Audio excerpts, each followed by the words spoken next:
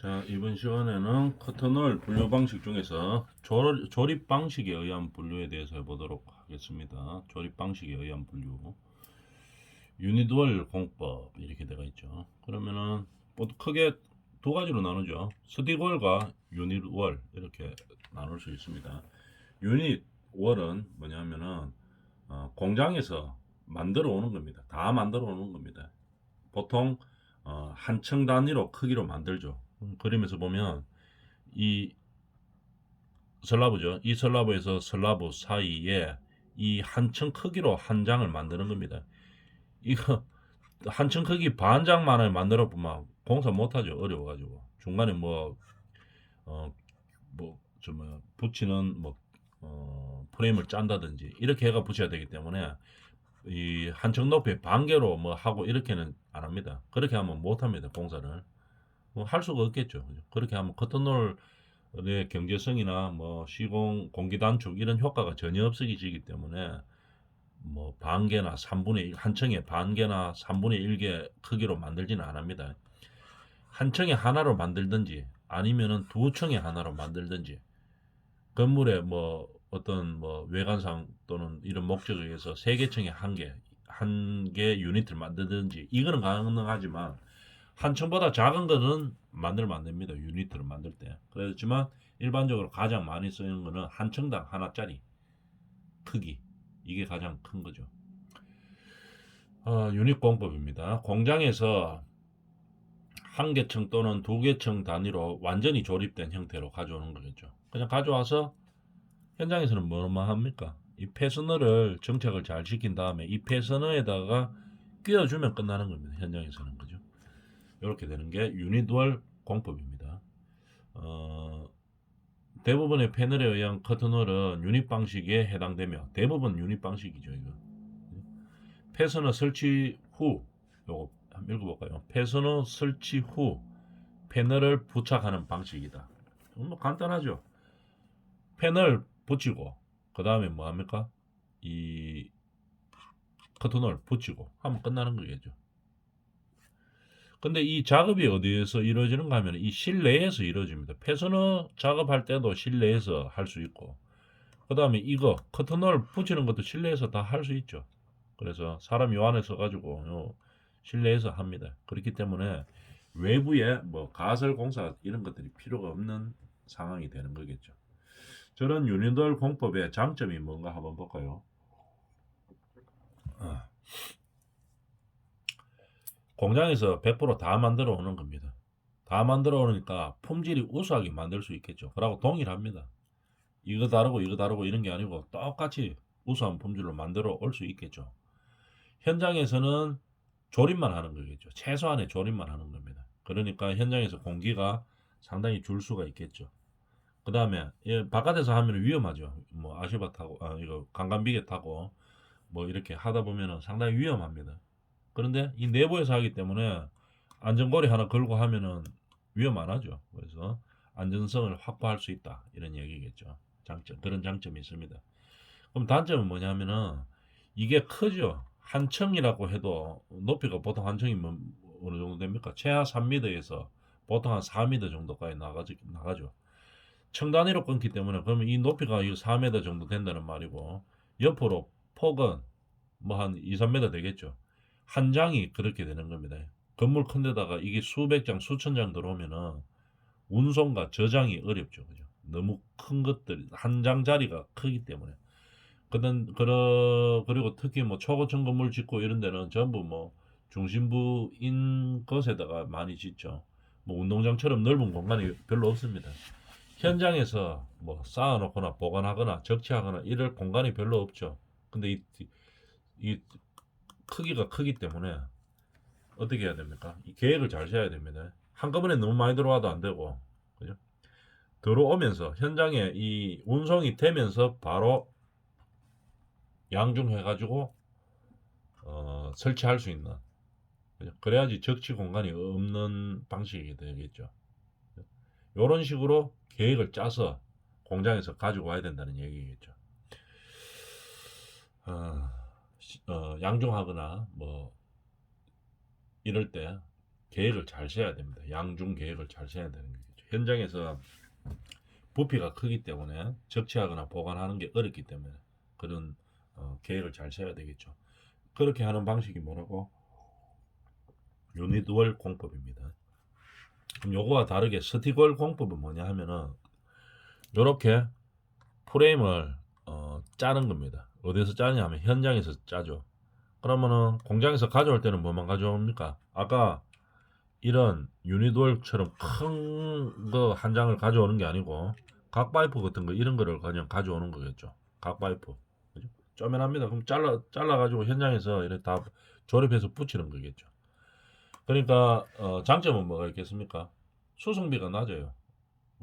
큰 거 한 장짜리 이런 게 막 수백 장, 수천 장 들어오는 게 아니고 그냥 각 파이프 같은 게 이제 차에 뭐 몇 차 싣고 들어오면 끝나는 거겠죠. 부피가 작으니까 일단 현장 보관도 용이합니다. 각 파이프 보관하는데 뭐 공간 그렇게 많이 필요하지는 않아죠. 그렇게 생각해 보면 되겠습니다. 이렇게 현장 보관이 쉽고 수송비는 낮습니다. 근데 문제는 뭐냐면은 현장에서 이 조립을 다 해야 돼요. 공기가 엄청나게 많이 걸리겠죠. 그리고 또 뭡니까? 품질도 정확하게 잘 나오지도 않아요. 현장에서 하다 보면은 그런 단점들이 있다는 얘기입니다. 그러면 스티글 공법을 많이 쓰냐 하면은 당연히 많이 안 쓰겠죠. 예전에 뭐 오래전에 우리가 뭐 이 커터널을 만드는 기술이 그렇게 좋지 않고 유니트 형태로 만들기가 막 우리가 공장 사정이 그렇게 뭐 좋지 않을 때 그럴 때 이제 많이 쓰던 공법이었죠. 수직 한번 정의를 읽어볼까요? 커터널의 수직 부재와 수직 부재, 수평 부재를 가공하여 현장에서 조립해가지고 끼워 맞추는 겁니다. 그런 형태의 방법이 스티글 공법이라고 이야기하는 거겠죠. 자, 그럼 조립 방식에 의해서 스틱 시스템과 유니트 시스템으로 나눠지는데 뭐 내용은 다 했었죠. 스틱은 뭡니까? 현장에서 이래 보고 만들어 가기는 가는 거죠. 각 파이프 같은 것을 잘라 가지고 걸어 가지고 조립해서 만들기 때문에 뭡니까? 다양한 디자인이 설계가 가능한 겁니다. 다양하게 할 수 있는데 유니트 형태는 어떻게 합니까? 디자인에 한계가 있죠. 너무 막 이 뭐 굴곡 있는 그런 디자인은 나오지가 않아죠. 한 장짜리로 만들기 때문에. 그래서 어느 정도 디자인에 한계는 있습니다. 품질은 어떻게 되는가 하면 스티걸이 현장에서 만들기 때문에 당연히 떨어지겠죠. 유닛, 유닛, 유닛 시스템은 어떻게 됩니까? 공장에서 한 장씩 딱딱 완전히 다 만들어서 오기 때문에 품질은 상당히 좋습니다. 유닛 형태가. 운반은 스틱 시스템은 간단하죠. 뭐 각 파이프 몇 개 옮기는 거하고 비슷한 겁니다. 공장에서 가공되어 바나 패널 형태로 분리되어 운반, 운송이 되기 때문에 상당히 운송에서는 편한 거죠. 근데 현장에서 일이 많아지니까 별로 안 좋은 거죠. 그러니까 많이 사용 안 합니다. 유닛 형태는 운반이 어렵습니다. 완전히 조립한 형태로 오기 때문에 운반이 상당히 어렵죠. 그렇지만 현장에서의 공사량은 상당히 줄어드는 거겠죠. 그래서 많이 사용하고 있죠. 요즘 현장에서. 경제성은 그럼 어느 게 더 경제성이 있나? 저 유닛 형태가 훨씬 더 경제성이 있습니다. 왜냐하면 현장에서 가공하는 비용이 줄어들기 때문에 공장에서는 뭐 일률적으로 대형화 시켜가 만들기 때문에 그렇게 비용이 많이 들지가 않아죠. 그래서 유닛 형태가 많이 사용되고 있는 거죠. 분류 방식 그 그림 한번 볼까요? 이런 거죠. 이런 게 유닛 형태죠. 한 장씩 붙여놓은 겁니다. 건물 한 층에 한 장씩 이렇게 붙여놓은 거고 요즘 많이 사용하고 있죠. 자, 이것도 마찬가지죠. 저기 두바이에 있는 그 건물이죠.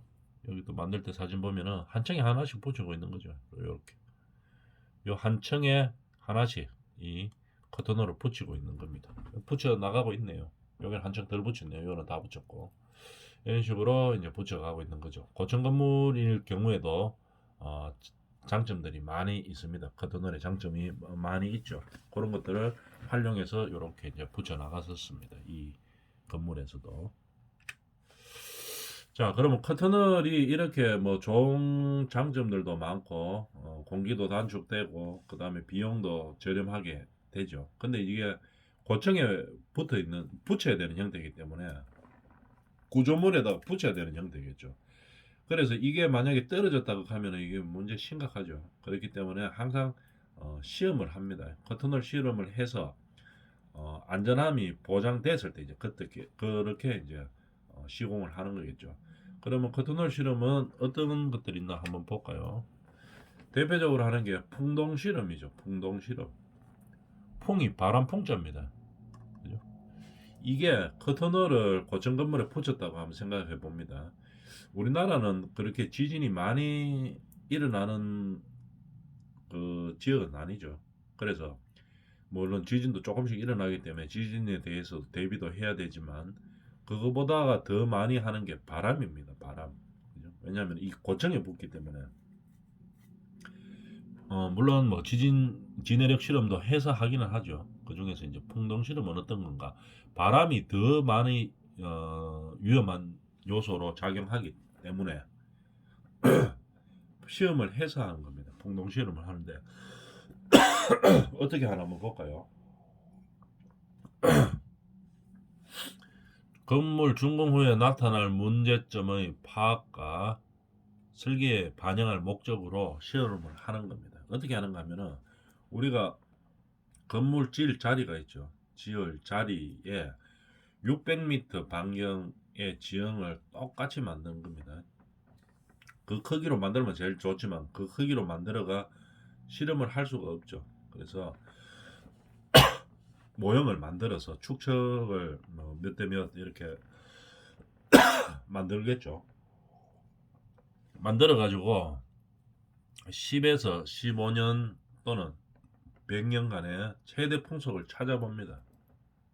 찾아가지고 100년 만에 최대 풍속이 셌는 풍속이 얼마나인지를 찾아가지고 실제로 모형에다가 그 바람 세기를 불어주는 겁니다.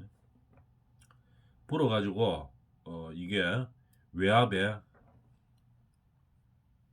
풍압에 안전한지 이거를 구조적으로 실험해 봤을 때 이 바람을 불었을 때 100년 안에 최대치 바람을 불었기 때문에 그보다 뭐 더 센 바람이 올 수도 있겠지만 100년 동안 제일 센 바람을 하니까 그보다 뭐 더 센 거는 뭐 오지 않는다고 볼 수도 있겠죠.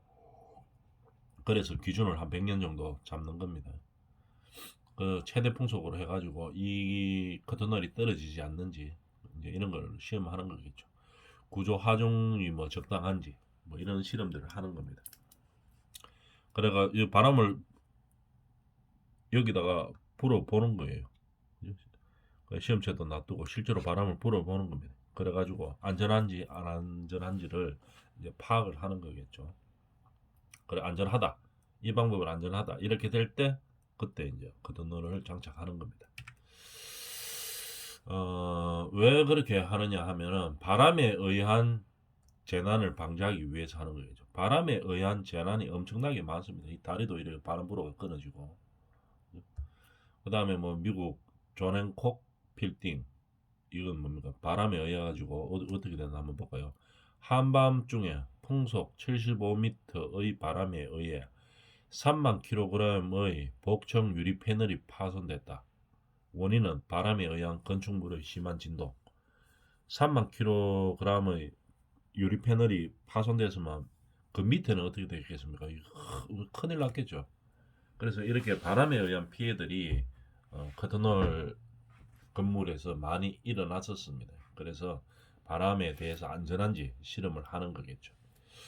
그래서 풍동 실험을 많이 하고 있는 거죠. 아까 모형에서 실험 방법 모형해서 만들어 가지고 이렇게 바람을 실제로 불게 하는 겁니다. 그래서 이 건물이 안전한지를 실험하는 거겠죠. 반경 몇 미터, 600m 안에를 똑같이 만듭니다. 이런 식으로. 이 잠실 갤러리아 팰리스 할 때도 풍동실험 이렇게 했네요. 저기 서울의 양재동 양재동 근처에 와 현대자동차 건물 그거죠. 여기 에도 풍동 실험을 이렇게 똑같이 했었습니다. 이 바람을 불어가지고 안전한지 안 안전한지 요 반경 600m를 했네요. 모형을 다 만들었네요. 똑같이 만들어서 풍동 실험을 하는 거겠죠. 과거 한 10에서 50년 또는 100년간의 최대 풍속을 불게 하는 겁니다. 여기서 선풍기 같은 데서 바람 불리는 거겠죠. 안전한지 안 안전한지를 확인하는 겁니다. 이렇게 해서 풍동 실험을 하는 거겠죠. 모컵 테스트. 자, 풍동 실험은 우리가 뭐 하는 겁니까? 이거를 만들어서 하는 거죠. 실물 모형을 똑같이 600m 반경을 만들어서 하는 거고, 모컵 테스트는 뭡니까?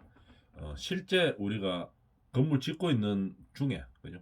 그때 이제 뭐 맨 낮은 층 1층 같은 데다가 실제로 우리가 커튼홀 붙일 걸 실제로 붙여봅니다.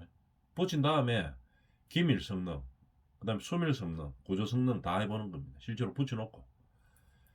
그러니까 커튼홀을 다 만드는 게 아니고 한 층에 실험할 거를 미리 딱 만들어 가지고 여기에 통과해야 이제 본 주문이 들어가가 이제 전체적으로 주문해서 만들면 되겠죠. 그래서 모컵 테스트는 뭡니까?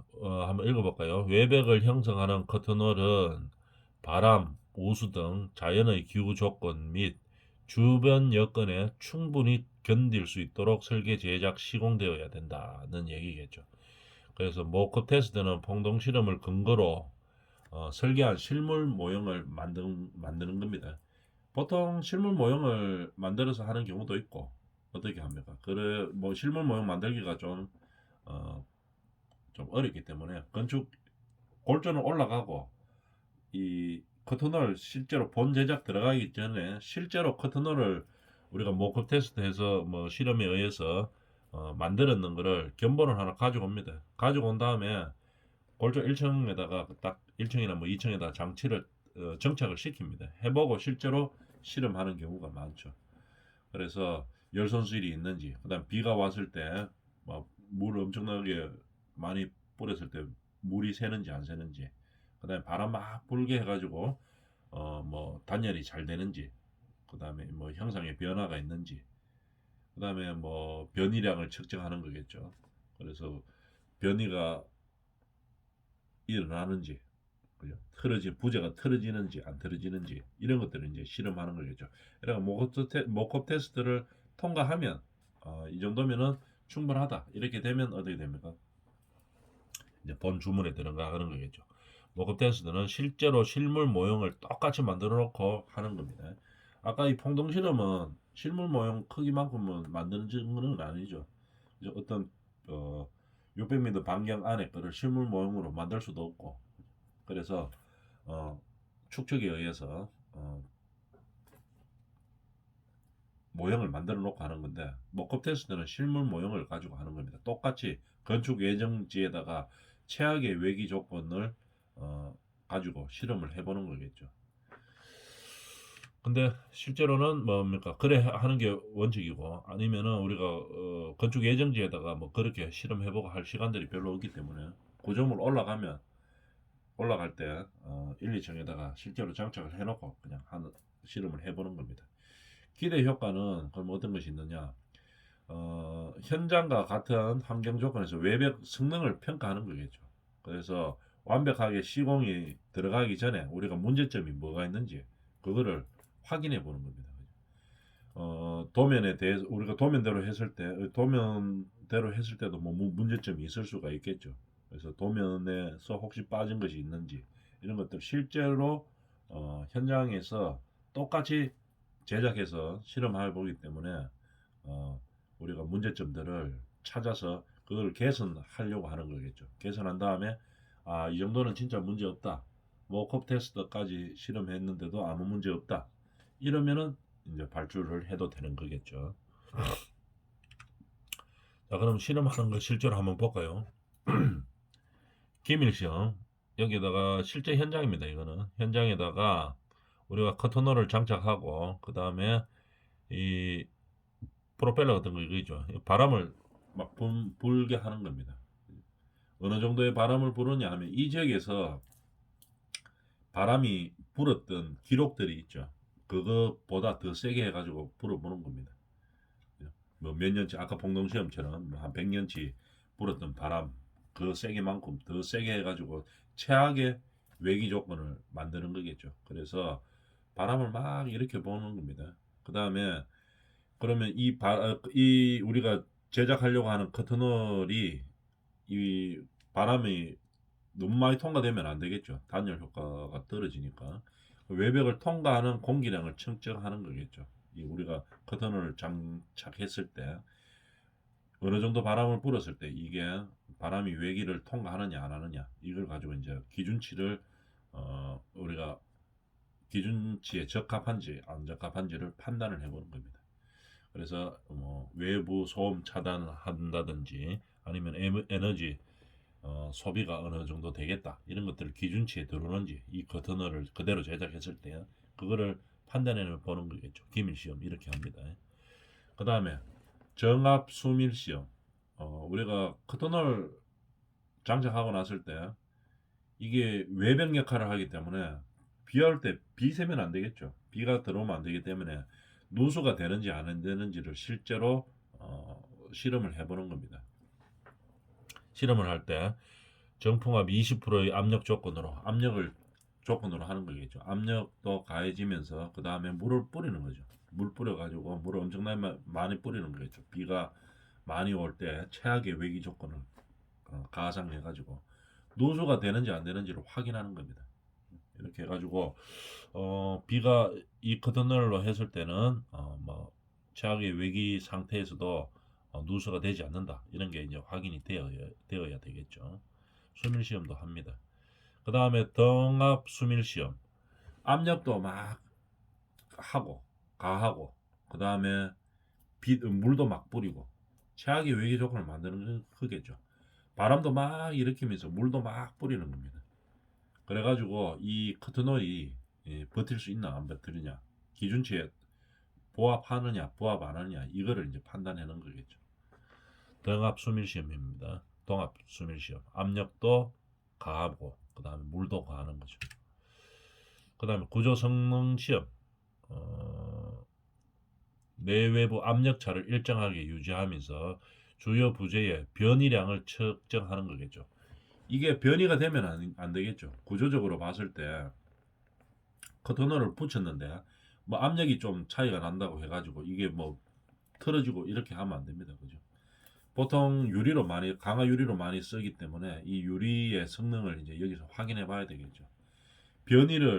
변이차를 확인하는 겁니다. 압력을 막 가했을 때 내외부 압력 차를 일정하게 유지하면서 주요 부재의 변이 차이를 측정해 보는 거겠죠. 기준치가 있겠죠. 압력차를 한번 읽어볼까요? 시험체가 설치된 구조벽에다가 내외부 압력차를 일정하게 유지하면서 주요 부재의 변이량을 측정하는 겁니다. 그죠? 변이가 되는지 안 되는지 이제 풍하중이 갔을 때 또는 뭐 압력이 갔을 때 여러 가지 이제 상황이 될 수가 있겠죠. 그때 변이가 일어나는지 안 일어나는지 이렇게 확인해 보는 겁니다. 뭐에 커튼홀에 의해서 확인해 보는 거겠죠. 그래서 어떤 기준치가 있죠. 이 기준치 안에 부합해야지 이제 우리가 본 제작이 들어갈 수 있는 거죠.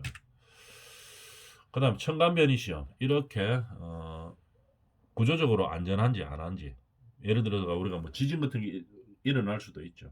지진이 일어났다고 가정해 가지고 이렇게 뭐 에스파, 피파 이런 게 있죠. 그거에 맞도록 이렇게 압력을 줘가지고 흔들어 보는 겁니다. 막 흔들어 보는 거죠. 여기서 막 흔들고 여기서 막 흔들고 이렇게 막 밀어보고 이렇게 해보는 겁니다. 이래 됐을 때 커튼널이 구조적으로 안전하게 버틸 수 있나 없나 그거를 확인해 보는 겁니다. 압력 조금 가니까 똑 떨어져 가지고 뭡니까 뭐 낙하한다. 이래 되면 이거 그대로 사용하면 안 되죠. 어떤 개선점을 찾아야 되겠죠. 그죠? 그래서 우리가 이 지역에서 발생할 수 있는 뭐 그동안의 지진 이력이라든지 뭐 이런 것들을 보면 알 수 있죠. 그것만큼의 압력을 가해 보는 겁니다. 압력을 가해 가지고 이렇게 프레스기 이런 걸로 해가 막 밀고 흔들고 이렇게 해보는 거겠죠. 그랬을 때도 우리 커튼널이 안전하다. 이렇게 구조적으로 안전하다. 이게 확인되고 난 다음에 본 제작이 들어가야 되겠죠. 만약 구조적으로 안전하지 않다 그러면 방법을 찾아야 되겠죠. 구조적으로 안전하게 만들 수 있는 방법을 찾아야 되는 겁니다. 이는 첨단 변이 시험을 하는 거죠. 모급 테스트의 일종입니다. 그 다음에 열순환 시험. 우리가 외부 한번 읽어볼까요? 냉, 온열 순환 사이클을 적용한 후 외벽 시스템이 적절한 성능 조건을 유지할 수 있는지에 대해 평가하는 거겠죠. 열순환이 잘 되는지 이런 거를 보는 겁니다. 커터널 부재의 결로, 온도나 습도 환경에 의해서 보니까 막 결로가 너무 많이 생긴다. 이러면 사용하면 안 되겠죠.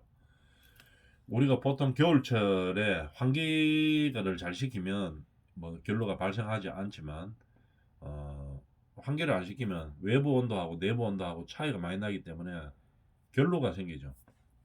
그래서 그 결로가 너무 심하면 안 되죠, 그죠?